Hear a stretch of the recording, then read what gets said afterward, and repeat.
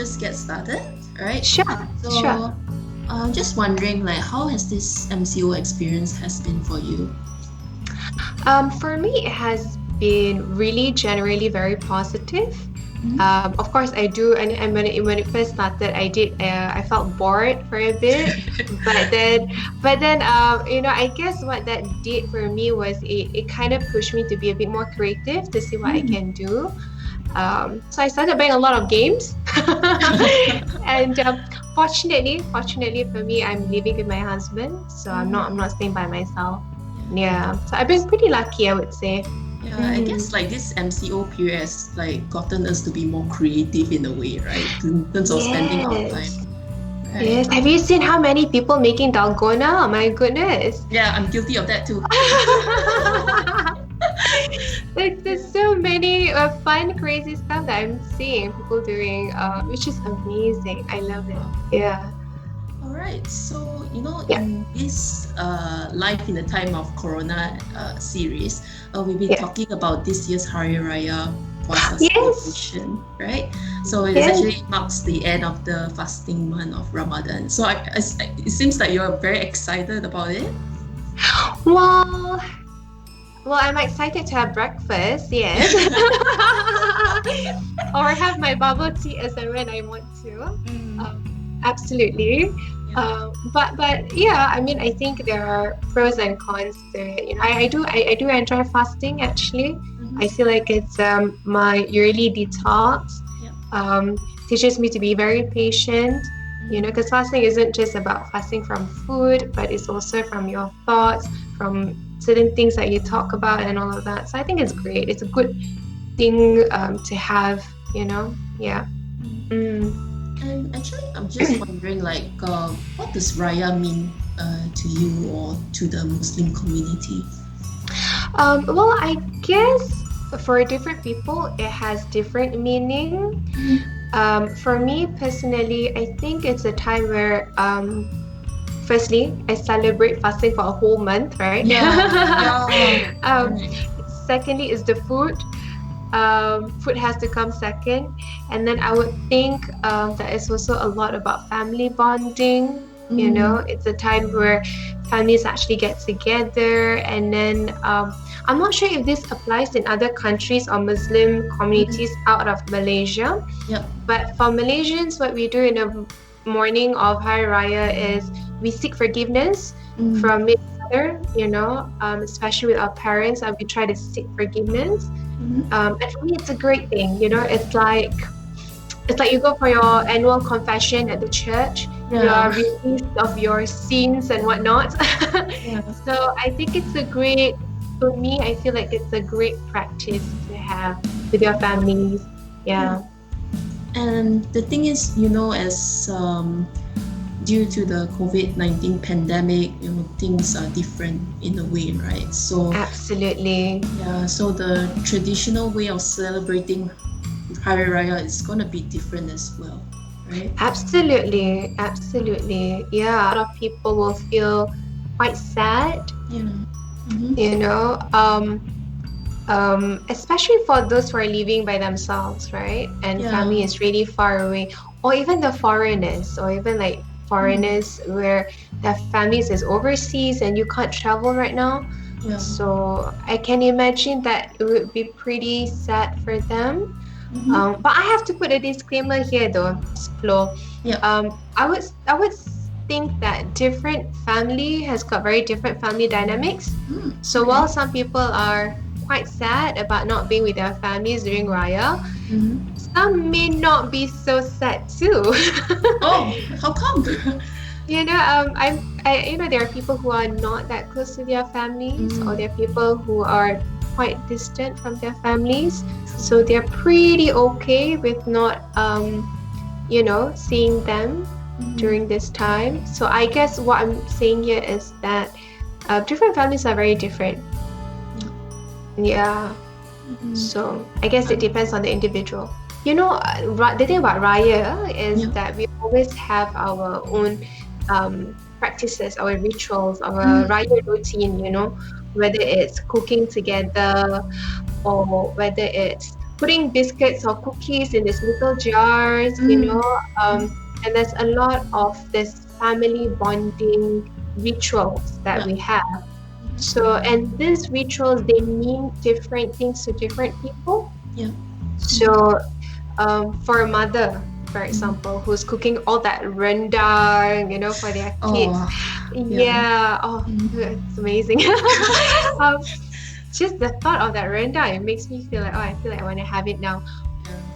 But yeah, so for a mother who makes rendang for her children every year, um, and perhaps to her this is important, like making rendang makes her feel that she plays an important part in her family, and she's being appreciated as well, when they get to eat their rendang.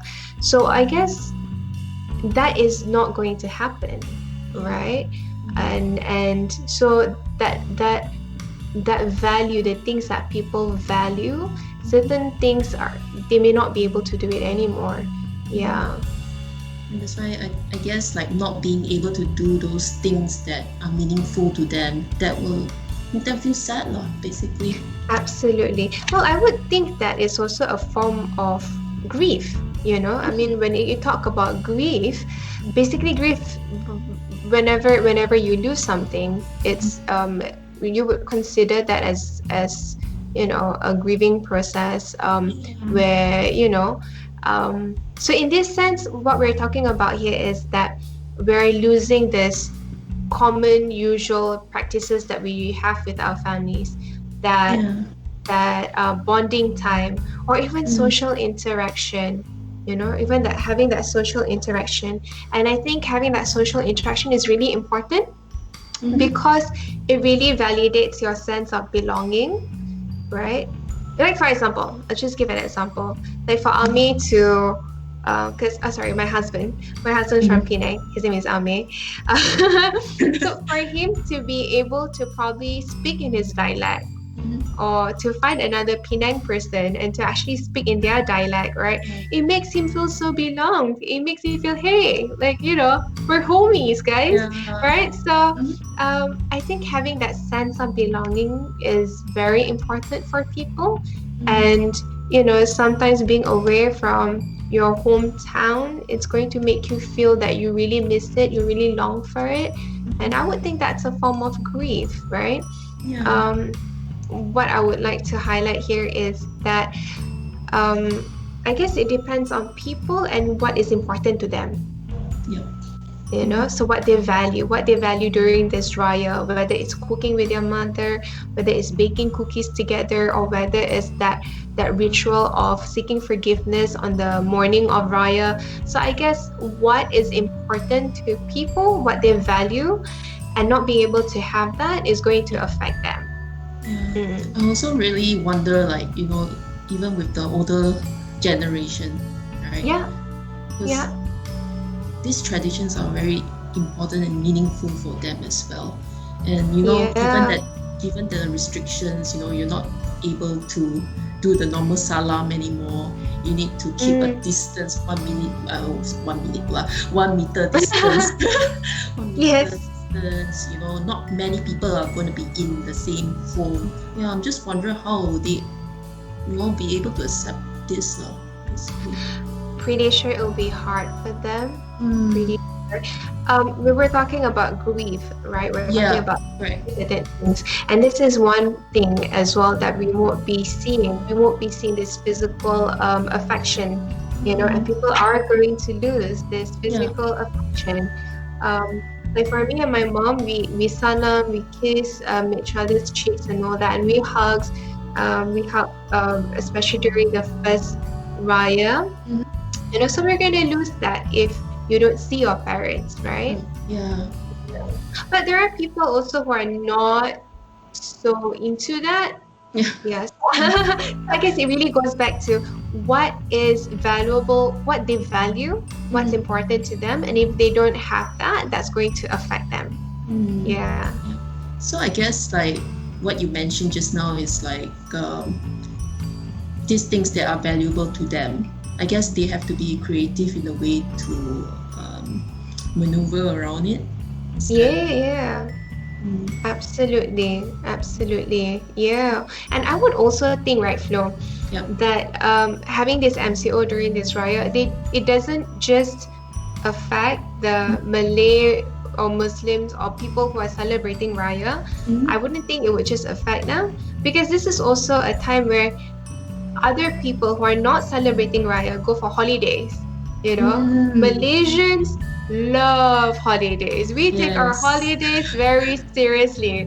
We don't joke about it, right? Mm. Holidays. Yeah. Have you seen how many holidays we have in a year? Yeah, I think like our country has the most holidays among other countries. Exactly. Yeah. So this is also a time for other people who are not celebrating Raya, Yeah. and they often take this time to travel, spend time with their family, and even they are not going to have that privilege anymore. Mm. And also, Yeah, we're not able to have the yummy, delicious Ramadan food. I mean, absolutely. can lah, like through e-commerce, but still it's different, But it's right? different. It's Yeah. definitely different. Yeah. And the thing about food, I'm glad that you brought it up, Flo. That's the second thing that we're serious about here in Malaysia, food. We are very serious about our food. We take it very seriously.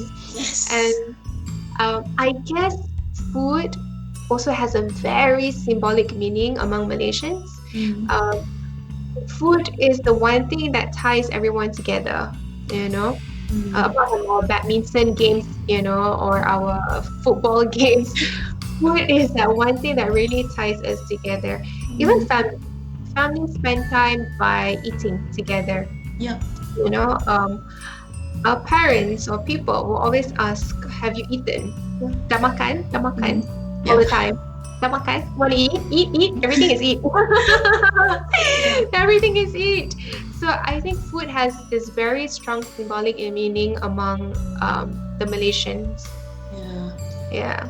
Okay, so just now we were talking about, some people will not be able to salam or like, give hugs and kisses, basically like what you say, like going through this grief, right?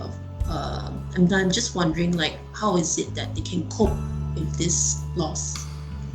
Yeah, I think that's a very good question, Flo. Mm. Firstly, I always tell people this, that they are entitled to whatever that they feel. Mm. So firstly, it's okay to feel whatever that you're feeling. I think that's the first step, to tell Mm. yourself that it's okay to feel whatever that you're feeling, whether it's grief, whether it's that longing, or whether it's sadness, and it's fine. I think the first thing when you talk about coping is to allow yourself to feel whatever that you're feeling, and it's okay, Yeah. right? And then so you acknowledge that, because if you're going to deny that, you're going to push that aside, sweep that under the rug, it's just gonna come back one day, Yeah. right?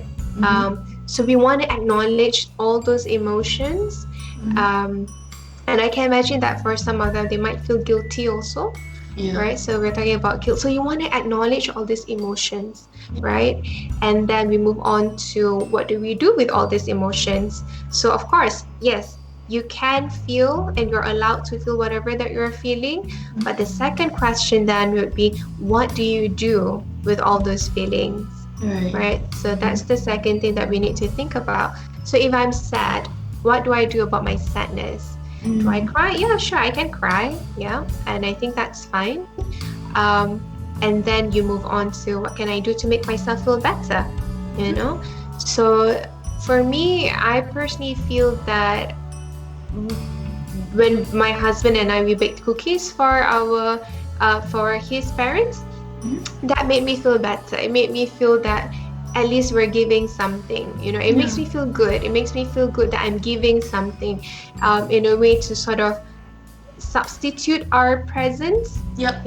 So it probably will make them feel less of our absence there. Um, but this is where you need to ask yourself as well, what makes you feel better? Because it's different for different people. Yep. Yeah. So I mean, if working out makes you feel better, like doing 100 burpees, and that's what you do, and you feel great after that, I think you can. Yeah. Yeah. Um, but also, with that in mind, right? We also need to think about what are the things that are within our control. Mm. Yeah, so certain things are not within our control, and we have to let that go, Yeah. and focus on things that are within our control. Mm. Yeah. Yeah, and this leads to our next question, like Yep. what is it within their control um, in terms of like celebrating Raya? Because like what we mentioned just now, some will be alone in the Yeah. house, or the road. Like what can they do actually to still Yeah. have this Raya celebration? Yeah, I think first thing first, if you are by yourself and you need that social interaction and that is something that's valuable to you, you need to get online, get connected with people, make sure you're connected with them, make sure you reach out to your friends, reach Yeah. out to your family members. I think that's the first thing you need to do.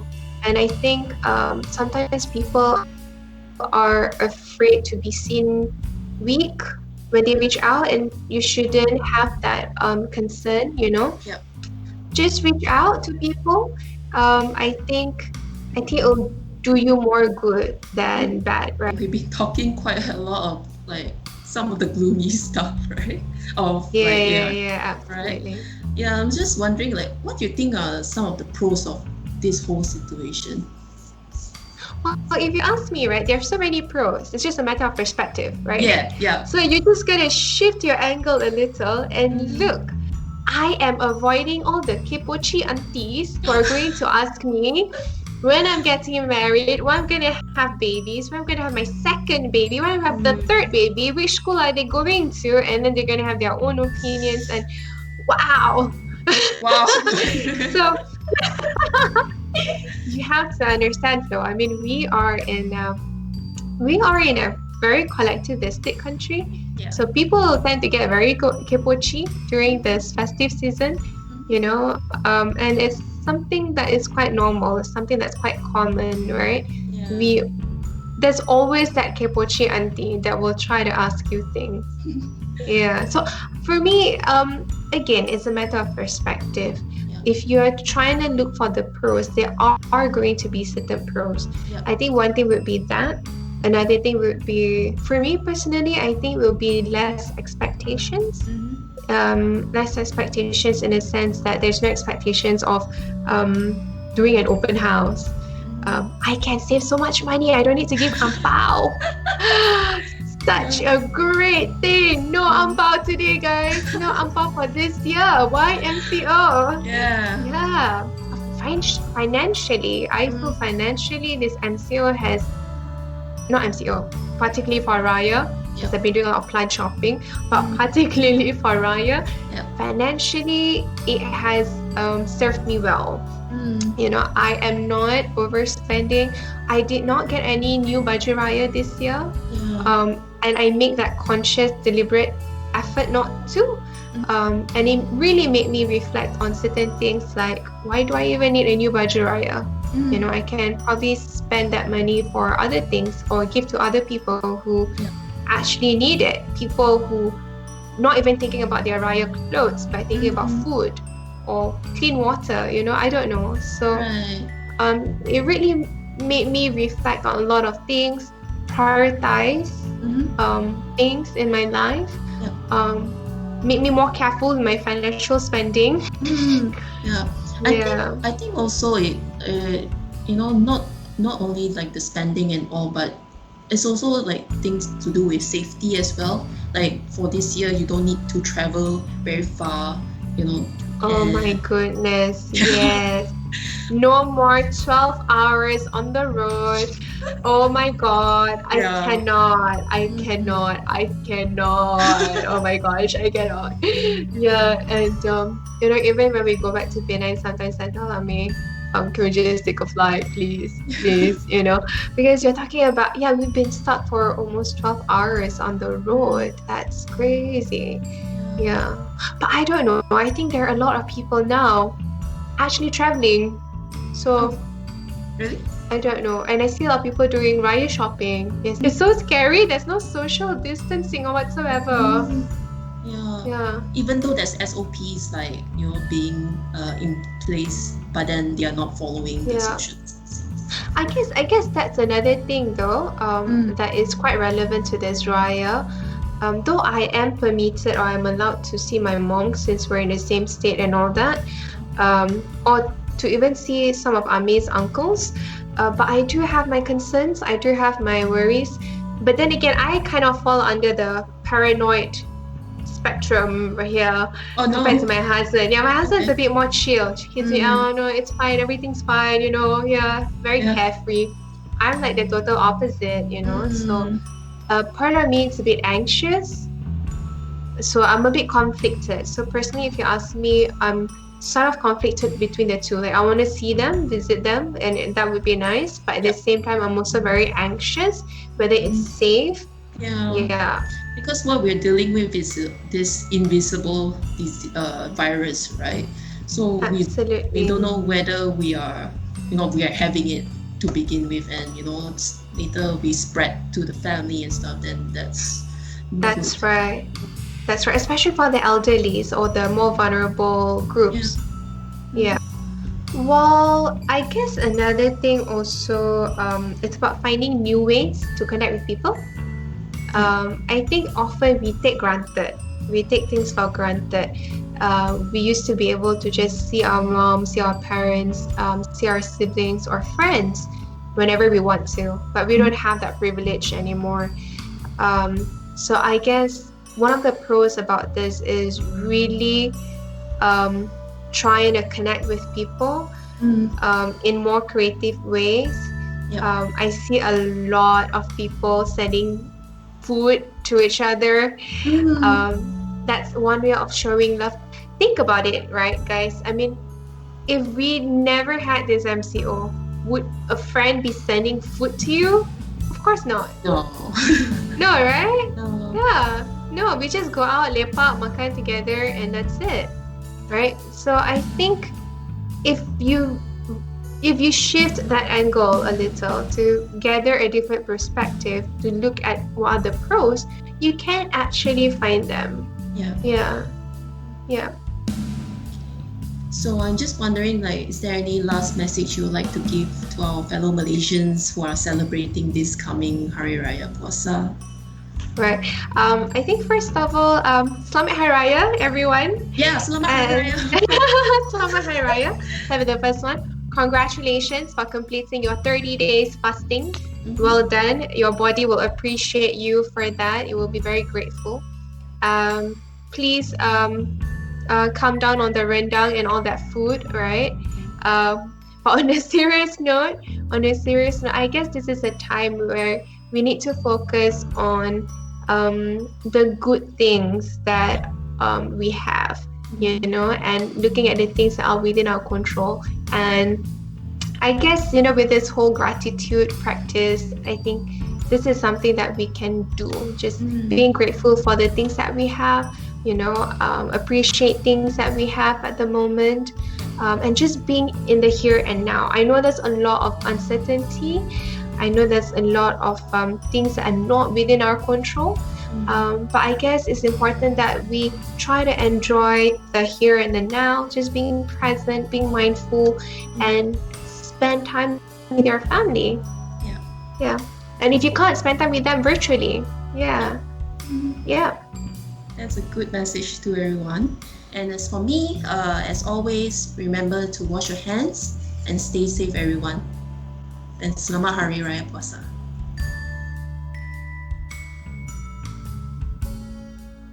Selamat Hari Raya.